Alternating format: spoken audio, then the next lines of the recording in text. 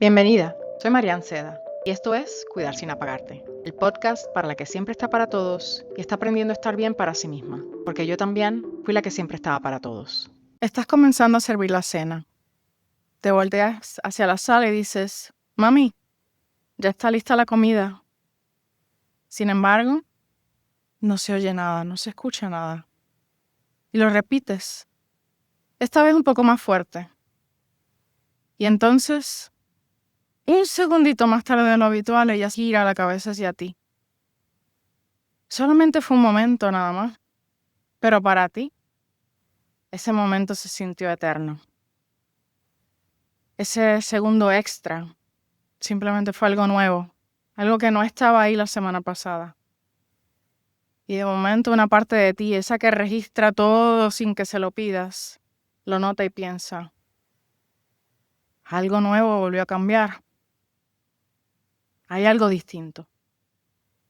Tu madre sigue ahí, sentada, viva, esperando su plato. Y tú sin quererlo, sin realmente internalizarlo, ya has empezado a despedirte de una parte de ella que sigue respirando a tu lado. Si ya has experimentado ese segundo de más, y si alguna vez llamaste a alguien a quien cuidas y sentiste que tardaba en responder porque su mente ya no estaba del todo presente, este episodio es para ti. Bienvenida a Cuidar sin apagarte. Soy Marian Seda, consultora y mentora emocional para cuidadoras y fundadora de este espacio. Hoy estoy muy feliz porque tengo una nueva invitada. Hoy me acompaña Natalie Pintos. Natalie es psicóloga general sanitaria, neuropsicóloga y forense, y se especializa en demencias y enfermedades neurodegenerativas. Es doctoranda y su tesis estudia precisamente esto, el duelo de los familiares de personas con demencia e ictus. Es autora del libro Cuando llegue el Alzheimer y colabora con la Fundación Pascual Maragall. La invité aquí porque a través de mi historia puedo contarte cómo se siente ese segundo de más.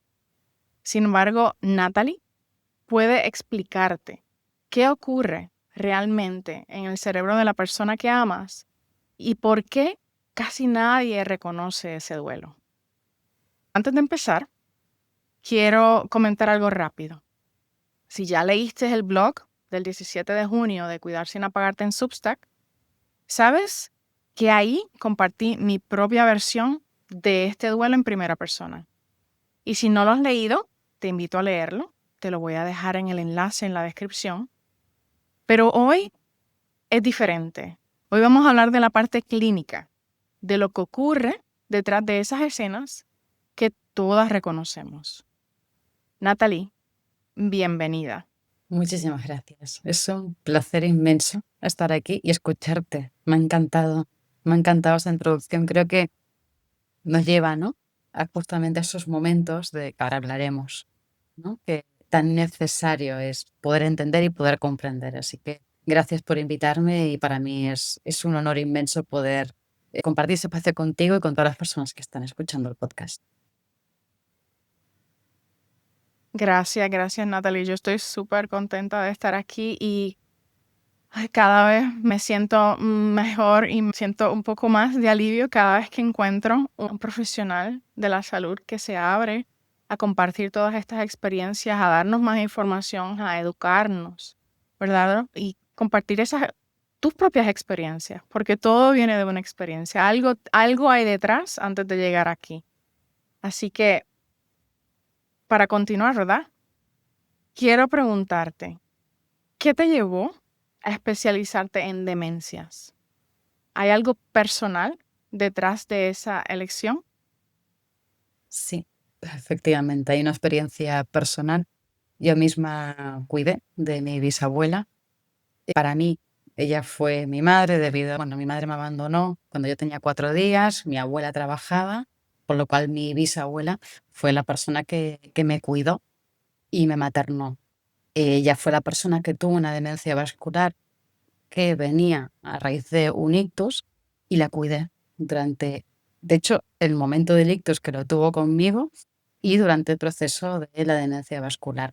Esta es la experiencia que viví con 17 años, por lo cual, como te puedes imaginar, no tenía el conocimiento que tengo ahora, no tenía toda la información. La investigación en aquel momento no era la que es la actualidad. Antes te comentaba, ¿no? Era un diagnóstico de demencia senil en aquel momento cuando yo cuidé, por lo cual el desconocimiento era inmenso. Y esos momentos de no comprender, esos momentos de no entenderme a mí mismo en el propio cuidado, ya no únicamente la demencia en sí, sino a mí misma, fue la experiencia que a mí me motivó a poder estar aquí y acompañar a las personas cuidadoras para que no pasen por lo que yo pasé. O al menos que si pasan momentos parecidos, que en esto coincidimos todas y todos, pues que lo puedan vivir desde otra mirada, desde otra perspectiva, con mucha más información y compasión. Así es. Gracias por compartir eso.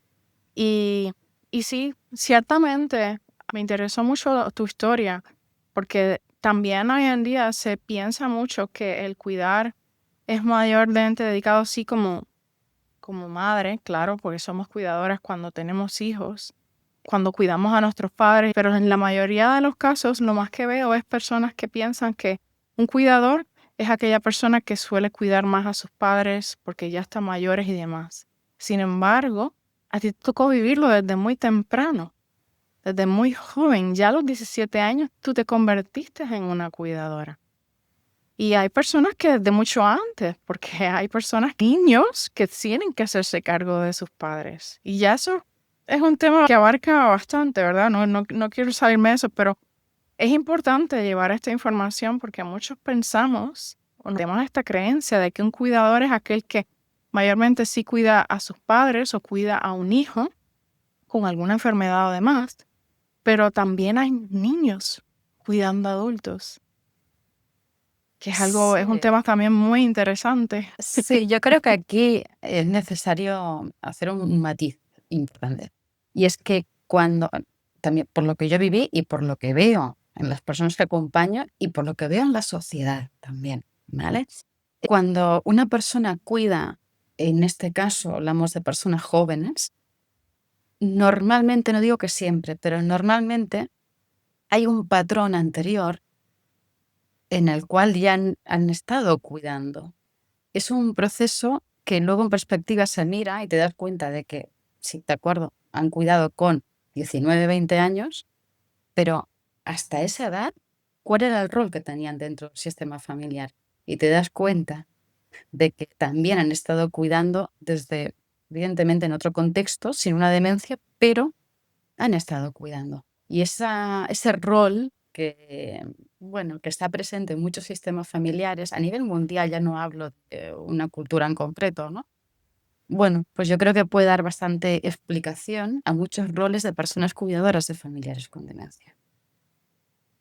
Sí, ciertamente, ciertamente. Y es un tema que podemos explorar para una, para Uy, una futura esto da ocasión, para otro porque podcast. ahí sí, sí, sí, eso, ahí tenemos para largo. Ahí tenemos Sí. para largo. Bueno, nuevamente gracias por compartir eso y quería quedarme un momento en esta parte personal antes de ir a lo clínico, porque por eso mismo, porque muchas veces cuando llegamos a nuestros roles, a nuestras profesiones, no es por casualidad, es porque hubo algo detrás de todo eso, ¿vale? Entonces, ahora sí, vamos al cerebro.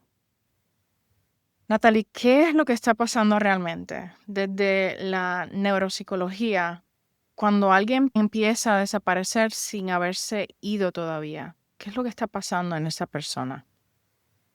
Se mueve el cuerpo entero, no únicamente el cerebro, se mueve el cuerpo. Tenemos que entender, ¿no?, que el cerebro y el cuerpo, esto es una unión. El cuello, por decirlo de una manera, es un puente, ¿no?, de conexión. Cuando ocurre esta ambigüedad que comentas, porque es una ambigüedad tener un familiar que está contigo, pero a la misma vez ya no es quien era antes, Mm, ¿no?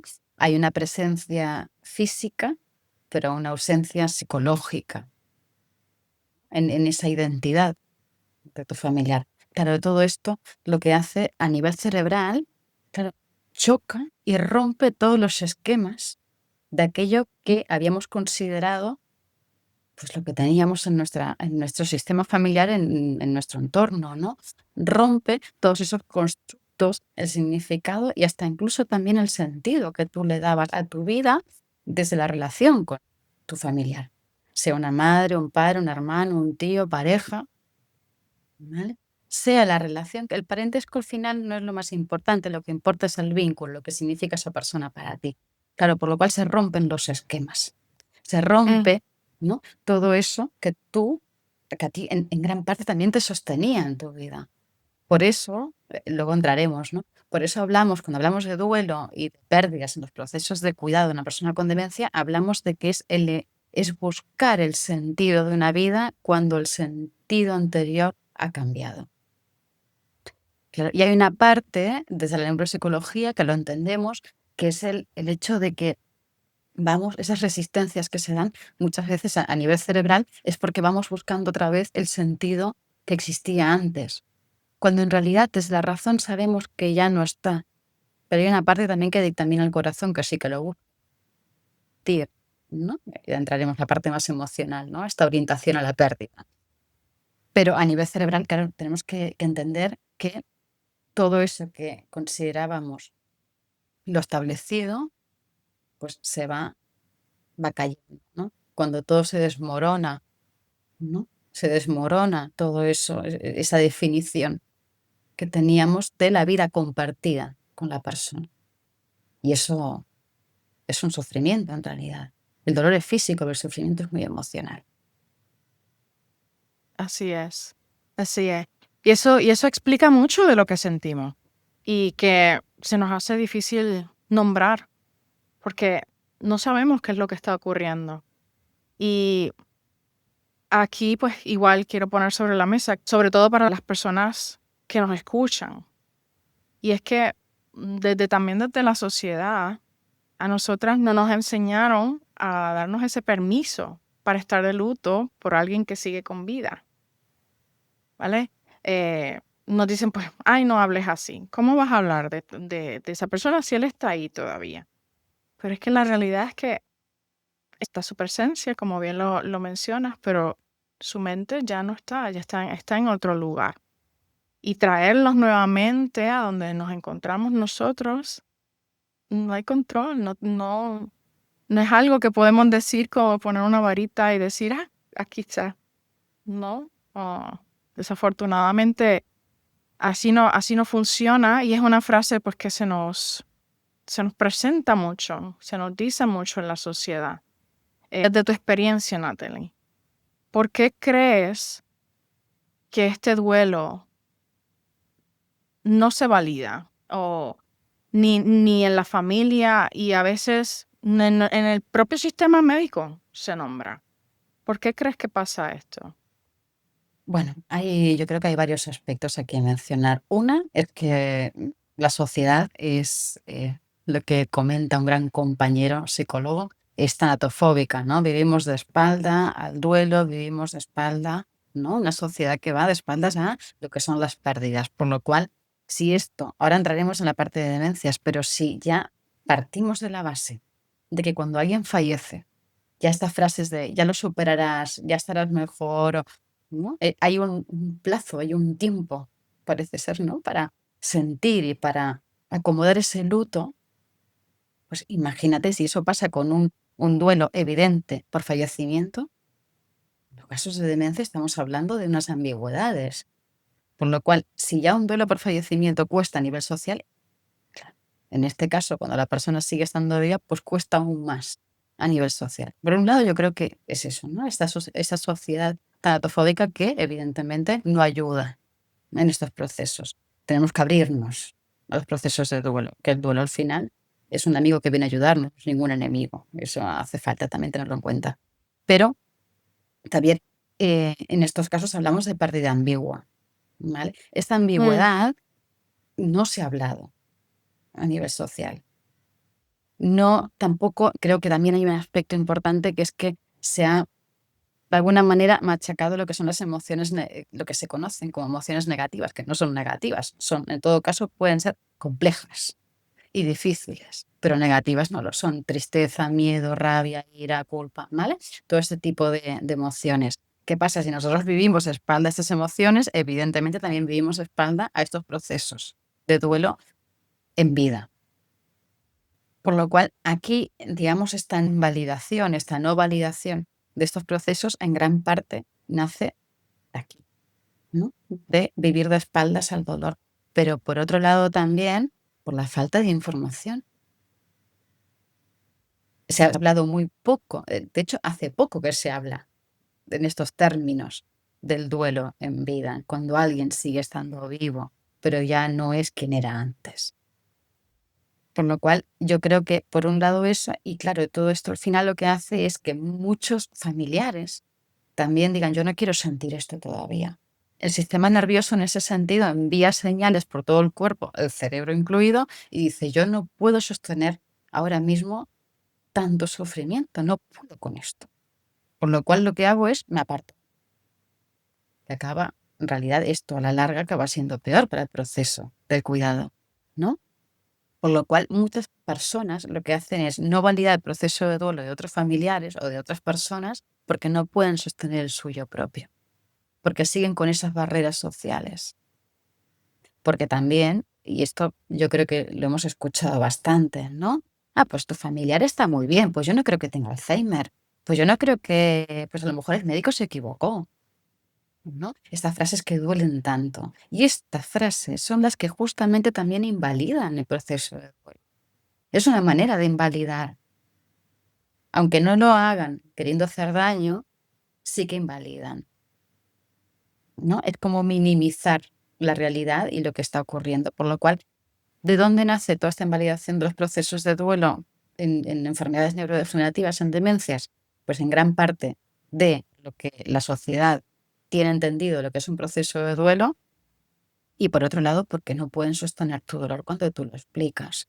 Pero claro, la desinformación no ayuda. Pero yo creo que aquí es necesario también hacer un trabajo de entender qué es lo que nos pasa por dentro, de todo eso que habita dentro de nosotros. Claro. Yo recuerdo muy bien cuando estaba viviendo la experiencia, o sea, el no poder entenderme a mí misma, lo que yo estaba viviendo en mi proceso y buscar explicárselo a la otra persona que tenía de frente que me estaba hablando de algo que tampoco entendía.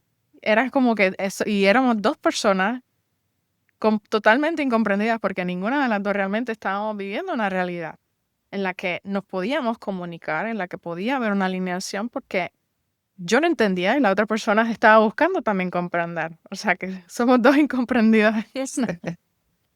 Y Sí. ahí es, y ahí es donde vemos esa falta de información a veces, esa falta de educación.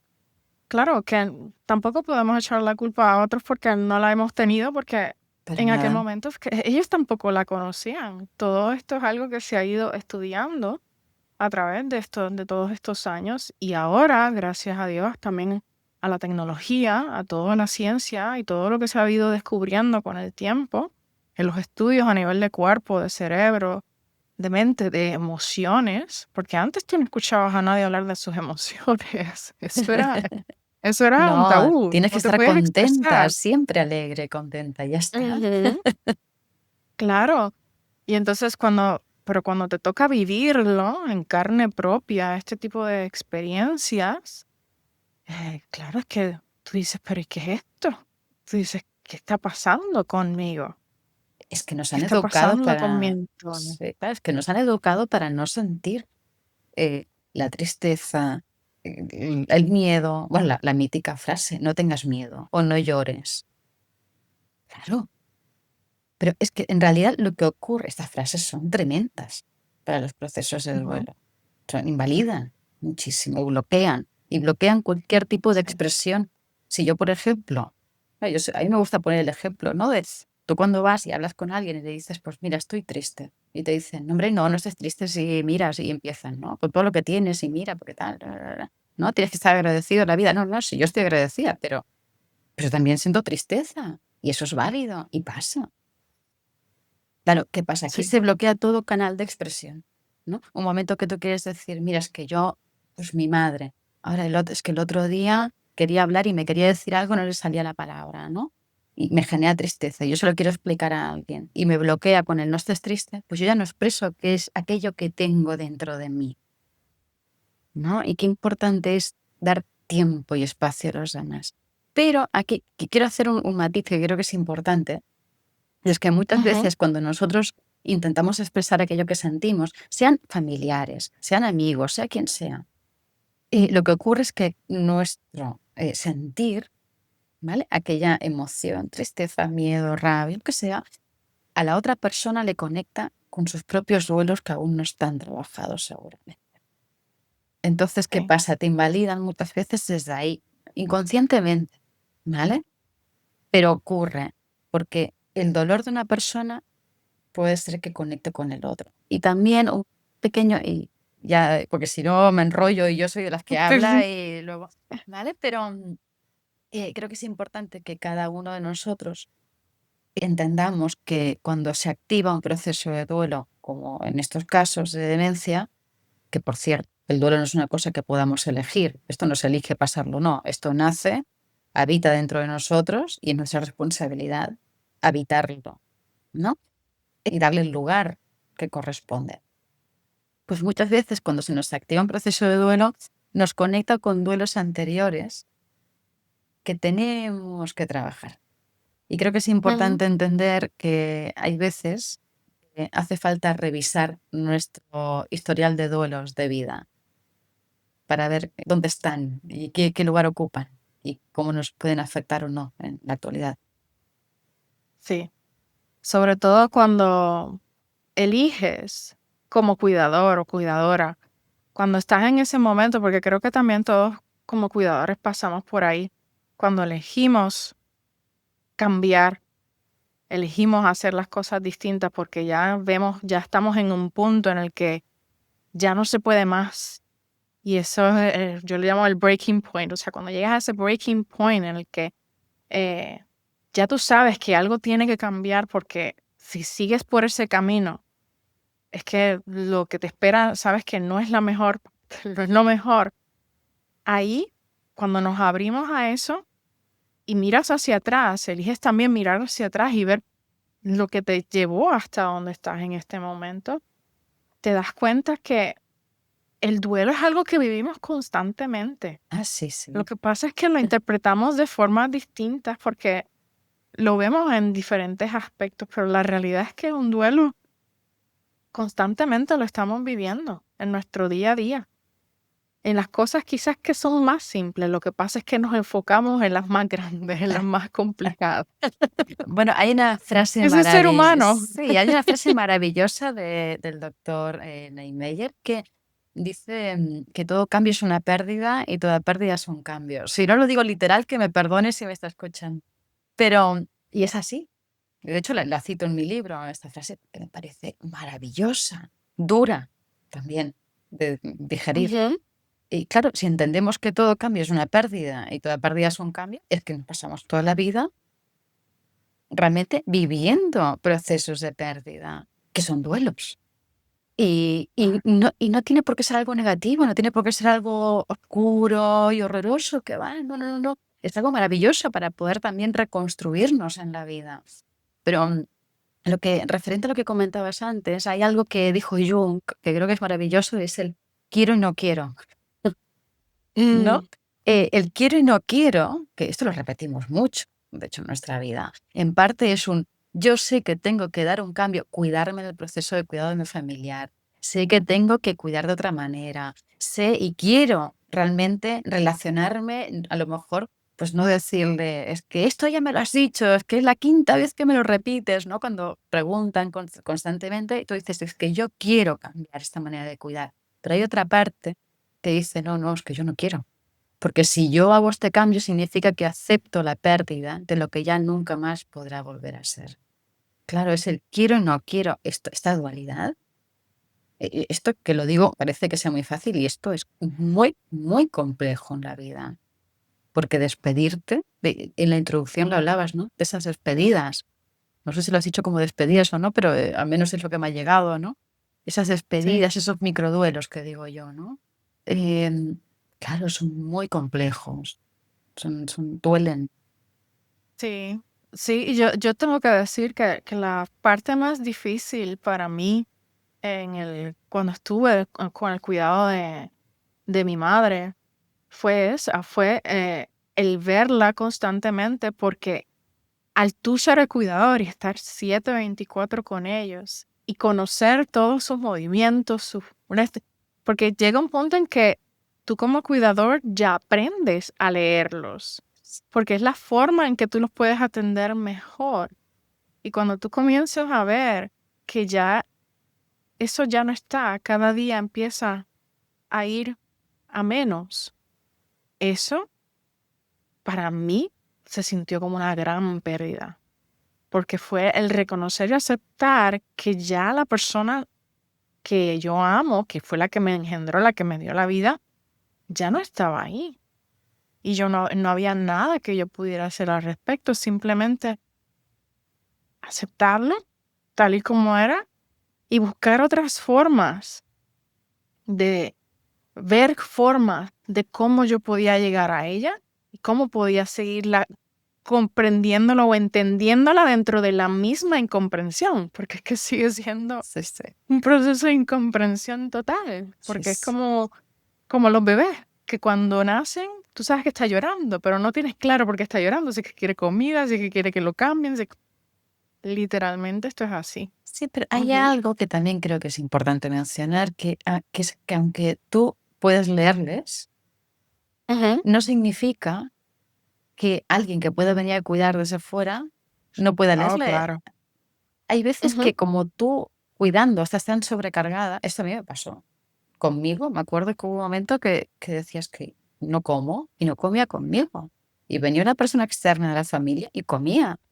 La rabia que me daba en aquel momento, claro, lo veo de otra manera, ¿no? Pero en aquel momento me frustraba mucho porque quería ser yo, ¿no? Yo soy una persona cuidadora, claro. yo soy bueno, para mí, su hija, ¿no?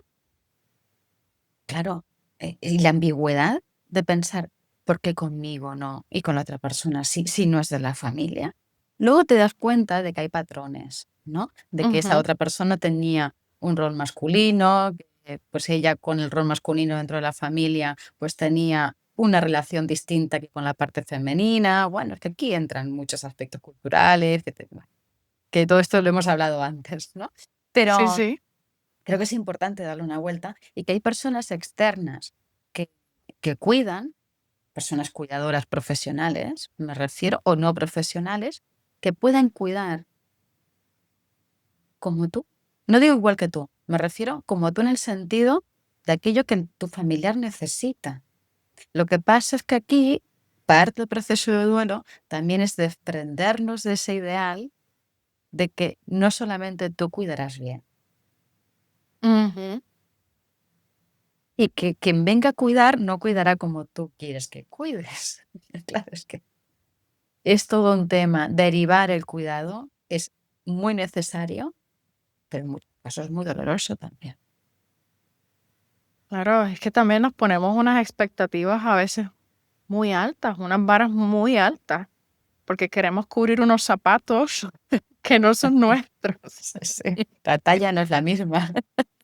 Exacto, exacto. Y entonces, en ese proceso, que muchas veces al final terminamos dándonos contra el suelo, porque es que eso también puede ser una forma de control para tú poder mantener el control dentro de su entorno, para, porque igualmente, ahí entra todo el tema también de la protección, y aquí no me quiero desviar, Uy, un pero temazo. como cuidadoras nos convertimos en protectores, y entonces queremos desbordar todo encima de la persona a la que estamos cuidando, y a veces, en vez de dar más espacio, cabida a que las cosas sucedan, lo queremos como que controlar cuando hay cosas que simple y sencillamente no están bajo nuestro control. Sí, bueno, es que el tema del control es también la seguridad, ¿no? Ujú, La seguridad, aparente seguridad, ujú, ¿vale? la Pero aparente que tú la seguridad. entiendes como segura. Esto tiene mucha relación con la pérdida ambigua, con este tipo de duelo, ¿no? La pérdida ambigua cuando tú intentas solucionar algo que evidentemente no tiene solución, pero que tú lo intentas, ¿no? ¿No? Este control que comentabas, pues al final te das contra la pared constantemente. Y esto automáticamente te da ansiedad. Mm, ¿Vale? Y entras en un entorno muy hostil del cuidado. Y aquí puedes entrar en el porque a mí es que lo que me ha pasado, porque fíjate, y mira que lo hago bien y pasa esto, y entras en un bucle que no ayuda ni a la sobrecarga, ni al duelo, ni al cuidado de tus familiares, ni al sistema familiar. ¿Vale? ¿Qué ocurre? Hay una parte de todo esto que es realmente compleja y esto da para unos cuantos podcasts, que es ujú. el cómo en estos momentos también te estás despidiendo de una parte de ti. Lo que quiero decir es que al trabajar el control de esa situación que tú crees que tienes, pero que en realidad no tienes, también te estás reconstruyendo a ti, pero eso implica despedirte de esa parte de tu identidad. Porque cuando tú crees firmemente que tienes el control de la situación, en realidad tú te identificas de esa manera, dentro del cuidado y dentro de la familia incluso. Y que pasa a trabajar esto también es separarte y entender que tú eres otra cosa, que no eres ese control. Y en el fondo, los procesos de duelo, de las cosas más complejas, es entender que tú ya no eres la misma, que tu identidad ha cambiado. Y esta reconstrucción tiene sus mareas complejas, pero es necesario entenderlas, que tú ya no, tu familiar ya no será el mismo, pero es que tú tampoco. Así es. Tienes mucha razón. Es que estamos constantemente en cambio. Estamos en constante cambio.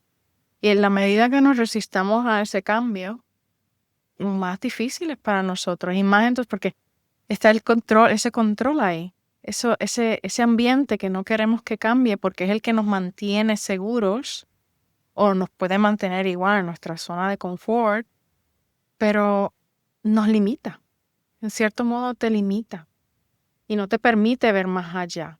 Entonces, ahí también entra lo que tú estabas comentando anteriormente, que posiblemente tú estás teniendo inconvenientes ahora porque no quiere comer contigo, sin embargo, viene alguien de afuera y se sienta la persona y come de lo más tranquilo y se come todo el plato y tú te quedas como que, claro, porque esa persona no está en el entorno, esa persona no está bajo esa energía que tú estás creando tú misma en ese espacio de seguridad, simplemente le permitió a ella sentirse más cómoda, la libertad, y eso Sí, comió. esto pasa. Cuando tú fuerzas, es peor. En mi Ujú, caso era un sistema de roles, porque había un machismo bastante claro, las cosas como son, ¿vale? Como pasa ujú, en muchas familias. Pero sí que es verdad que pasa esto también de la energía que comentas, ¿no? Si tú fuerzas, por ponerlo de manera muy clara, si viene alguien ahora, imagínate que te abre la boca y te fuerza y venga, venga, venga, tú no vas a comer. O claro. que te sientas en la mesa, que eso es un maltrato, de hecho. Pero que tú te sientes en la mesa y que te digan come, come, come, come. Falta que te digan come, come, come para que no comas. Hay veces que una estrategia muy, muy, muy fácil, ahora lo dejo ir ahora que no tiene nada que ver con el duelo, pero es mejor dejar el plato, dejarlo ahí y ya cuando tu familia quiera comer, ya comerá, ya comerá. Y si no quiere comer un día tampoco pasa, Ujú, tampoco es tan importante. sí, ya, sí. Es que pensamos, y esto no solamente aplica al tema que estamos hablando de los padres de demencia, y esto también aplica a nosotros como padres cuidando a nuestros hijos. Ah, sí, sí, sí. Eso también pasa. Bueno, es que el cuidado. Eso porque creo que como madres, los que hayan escuchado esto y sean padres, también saben cuando nuestros hijos no quieren comer y nosotros queremos, no porque tienes que comer, no porque tienes. Porque, claro, pero tu necesidad no es la misma de la de tu hijo, ni la de O sea, tu necesidad es tuya, ya está. Así Bueno, es, esto así hace es. falta trabajar. Ay, el control. Bueno, Natalia, quiero hablar un poco sobre tu libro, porque sé que también has escrito un libro y me gustaría saber, y manteniéndonos en el tema del duelo, ¿qué diferencia hay entre el duelo de tu libro y lo que ves en consulta con familias diariamente, cuando estás en ese proceso? Vale. Bueno, comento que estoy escribiendo un nuevo libro. Oh, pues muy bien, muy Así que la bien. respuesta se me amplía un poco. Ok, vale, vale. Vale, bueno, empecemos por... Es que cuando me escribiste para este podcast, habían cosas que yo no sabía aún, que ahora sé. Oh, ok, ok, muy Em, bien. claro, es que en el libro hablo sobre el duelo. En este nuevo libro amplío este tema. Vale. No quiero decir más de la cuenta porque la editora no me deja. Ok, Pero, pero sí que es verdad que al final la diferencia, y es que esto, claro, es imposible abarcarlo, ¿no? En su amplitud, pero es que al final cada historia de vida, cada, o sea, todo lo que ha vivido una persona cuidadora hasta el momento que empieza a cuidar, es toda una historia distinta en cada persona. Y creo que es importante en el duelo entender que lo que tú has vivido y el cómo lo has vivido influye en el proceso de duelo. Empezando por ahí. Y hay una cosa que, más que una diferencia, digamos, que es una cosa que quiero recalcar, en el libro lo explico, y aquí lo quiero volver a decir, es que el duelo no tiene etapas como tal. Es importante entrar en esta filosofía de que el duelo es imaginaros, por un momento, un proceso de demencia que no sabemos cuánto tiempo va a durar, marcándolo por etapas. ¡Qué estrés! Y qué inhumano, ¿no? ujú. Eso es un camino, pues al final que cada uno lo vive en función de lo que puede ir sosteniendo, ¿vale? Y la ayuda que vaya pidiendo y que vaya recibiendo, ¿no? Pues al final, la diferencia, ¿no?, que encuentro en este aspecto es que al final los procesos de duelo tienen, por mucho que haya un camino más o menos igual en todas las familias, lo que diferencia es la historia de vida que vive cada uno. Y pongo un ejemplo. Yo me acuerdo una señora que cuando le empecé a acompañar, lo que me dijo fue: Natalie, es que yo me quería divorciar una semana antes de recibir el diagnóstico de mi marido, de Alzheimer, y lo cuidaba. Imaginaros por un momento una historia así, ¿no? Ahora pongo casos más extremos, pero que forman parte de la realidad, ¿no? Una hija que cuidaba de su padre cuando su padre había abusado de ella, ¿no? O familiares que cuidan de su familiar con un apego bastante importante, que les cuesta entender cómo sería una vida sin su familiar, ¿no? Sin ese sostén. Claro, es que cada proceso de duelo al final tiene bastante que ver con lo que tú has vivido. Y creo que esto marca muchísimo la diferencia, muchísimo, muchísimo.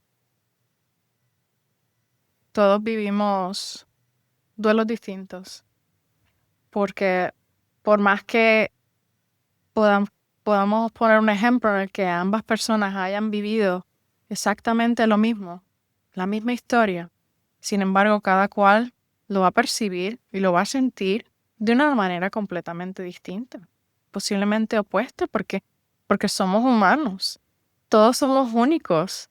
Y no podemos compararnos, aquí es cuando estamos hablando constantemente de las comparaciones, no podemos comparar a una persona o la historia de otra. No, yo respeto y honro cada una de las historias que he tenido el privilegio de conocer, porque, wow, o sea, qué experiencia. La diferencia está en lo que tú decides hacer con esa experiencia, con lo que quieres aprender de ella, con lo que buscas aprender de ella, porque vinimos aquí a experimentar. Entonces, ¿desde dónde lo quieres vivir? ¿Desde qué parte? Eso sí tú lo puedes elegir. Sí, Eso sí. sí podemos elegirlo. Sí, sí, y las evidencias creo que nos dan una oportunidad. No quiero romantizar ni mucho menos, pero sí que nos Ujú. dan una oportunidad. Y esto lo he visto en personas que he acompañado y que acompaño. Y que las demencias son la oportunidad también para acomodar y sanar heridas de una vida compartida con la persona. Yo me acuerdo una chica, una persona cuidadora, en aquel momento pues tenía unos 22, 23 años, y cuidaba de su madre. Y un día, ya acabando la terapia, me dijo, ahora, cuidando de mi madre, me he dado cuenta de la complejidad que a lo mejor tuvo mi madre para maternarme a mí. Y ahora desde aquí recibo su amor. Amor que no había sentido antes de la demencia por parte de su madre, que estaba, pero que ella pues no lo comprendía y le costaba. Y así te puedo poner muchísimos ejemplos, ¿no? Y creo que es maravilloso también poder ver que el duelo nos da la oportunidad de poder vivir en paz con la historia de vida compartida con tu familia. Y creo que abrirnos a esta ventana inmensa nos puede ayudar. Y no digo que sea fácil, No, pero es una oportunidad de oro. definitivamente, definitivamente. Natalie, con todo lo que nos acabas de compartir, dime algo práctico. ¿Qué le dirías a alguien que pueda hacer esta semana con eso que está sintiendo? ¿Hay alguna herramienta sencilla que nos puedas compartir para esas mujeres cuidadoras que ellas puedan utilizar? Bueno, por lo menos empezar a utilizar, que les dé un poquito de luz en el camino. Sí, bueno, tengo varias cosas. Las digo un poquito Ajá. así, ¿vale? Por encima. Por un lado, que validen sus emociones. Sea la emoción que sea. Sea la tristeza, que la tristeza al final es el echar de menos, lo que sea. Algo de tu familia, pero a lo mejor de tu propia vida. A lo mejor echas de menos ir a caminar con una amiga. Y aquí, pues te planteo que utilices la siguiente herramienta. Pregúntate, ¿qué necesito? ¿Qué necesito? Necesito ir a caminar con una amiga, necesito hablar, necesito tomarme un café, necesito apuntarme a yoga, necesito, no sé, cantar, necesito ir con mi pareja a cenar. ¿Qué necesito? ¿No? Y a partir de ahí, abrirnos, ¿vale? ¿Dónde puedo pedir esa ayuda? Y aquí recordemos todas esas personas que nos dijeron, cualquier cosa avísame, estoy aquí para ayudarte. Llámale. Si te lo dijo, a lo mejor recibes un no, pero a lo mejor recibes un sí. Ábrete, ¿no? A pedir esa ayuda. Pero reconocer las emociones también, pues lo que he dicho, la tristeza, la envidia, que muchas veces también nace, ¿no? La envidia al final es una manera de sentir tristeza, es una señal, es un aviso. Miedo, rabia, ira, asco, incluso en el cuidado también puede pasar. Validar la emoción que sea, la culpa, la que sea, ¿vale? Eso por un lado. Todas las emociones están bien. Todas llegan para algo. No por algo, sino para algo, ¿vale? Para dar ese trampolín de cambio. Luego, por otro lado, también como herramienta que asuman que están en duelo. Porque vivir cuidando sin darnos cuenta de que estamos en duelo, realmente la única cosa que hará es que todo el proceso vaya peor, ¿vale? Por lo cual, el abrirnos al duelo anticipado, la pérdida ambigua y al duelo latente, ¿no? Al darnos cuenta de estos tres, ayuda. Luego, también por otro lado, es importantísimo como herramienta que tengan momentos para ellas mismas, sin el familiar que están cuidando. Es Ujú. imposible vivir un proceso de duelo, ¿no? Para realmente que pueda ir integrándose si la sobrecarga no baja un poquito. Hay que rebajar un poquito esa sobrecarga y tener momentos de intimidad y de privacidad. Cuando digo de intimidad y de privacidad siendo familiar, me refiero que a lo mejor yo me acuerdo de un señor que me decía es que yo lo que necesito es pintar con tranquilidad. Pues al final, el autocuidado yo creo que no tiene que ser un copia y pega de lo que nos dicen. El autocuidado tiene que ser lo que sea preferencial para ti, ¿no? Por lo cual es importantísimo que tengan esos momentos de intimidad y de privacidad sin la persona con demencia. Claro, y eso conecta con lo que he dicho anteriormente, pedir ayuda, abrirnos a pedir esa ayuda. Y nada de Ujú. justificar a los demás, uy, es que tiene mucho trabajo, es que no le voy a llamar. No, no, no, no. Hay que abrirnos, porque todo eso ayudará a trabajar mejor el proceso de duelo, porque cuando tú tienes espacios para ti, el proceso de duelo se lleva mejor, porque tienes tiempo de calidad.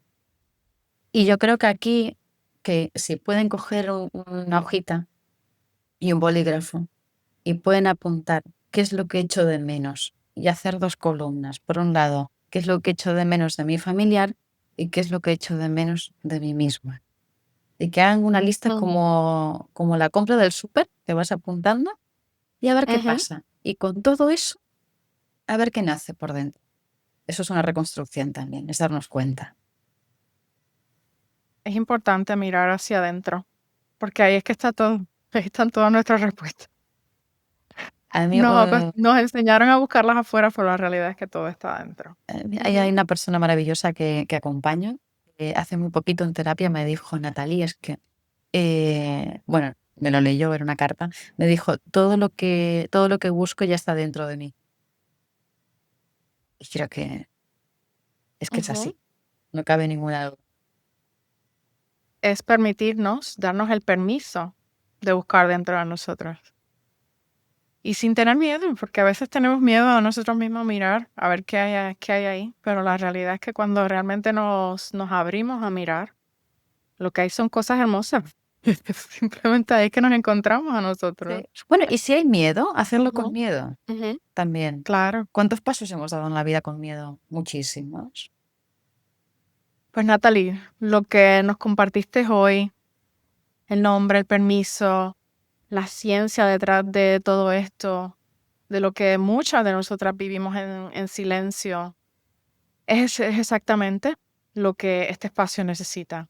Así que si en algún momento de esta conversación, aquellas cuidadoras que nos escuchan se sintieron identificadas con algo, si reconoces ese segundo más, esa mezcla de amor y de pérdida para la que nadie te preparó, que puede sentirse como si fuera un balde de agua que te cayera encima, porque al final, pues no estamos preparados para esto, es simplemente experiencias de vida.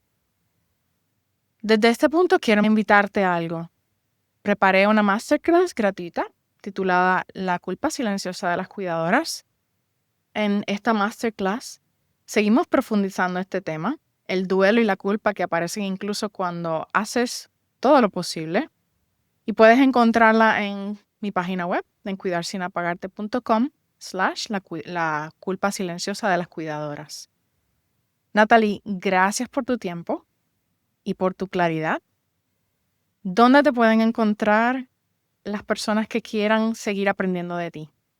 Pues mira, por Instagram, que es nataliepintos.psicóloga, luego en la página web, que es nataliepintosicóloga.com, y luego, bueno, por correo electrónico, que ya sale allí en la página web, pero es info@nataliepintosicóloga.com. Me pueden encontrar por ahí.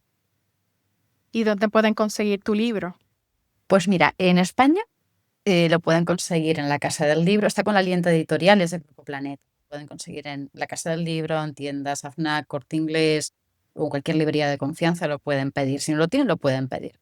Y luego, fuera de España, está en México, en este caso, con Editorial Paidós, ¿vale? Por lo cual, pero si entráis puede ser por Amazon, pero también puede ser por la Casa del Libro, ¿vale? Ahí también lo pueden encontrar en cualquier parte del mundo que estén. Pues gracias por acompañarnos hoy. Gracias a todos los que nos escuchan y nos vemos en el siguiente episodio. Y mientras tanto, cuídate también a ti. Gracias por acompañarme hoy. Si algo de lo que escuchaste te resonó, compártelo con alguien que también lo necesite. A veces, el mayor regalo que le puedes hacer a otra cuidadora es hacerle saber que no estás sola. Recuerda, puedes seguir cuidando a quien amas sin desconectarte a ti misma en el proceso. Te espero en el próximo episodio. Y mientras tanto, cuídate también a ti.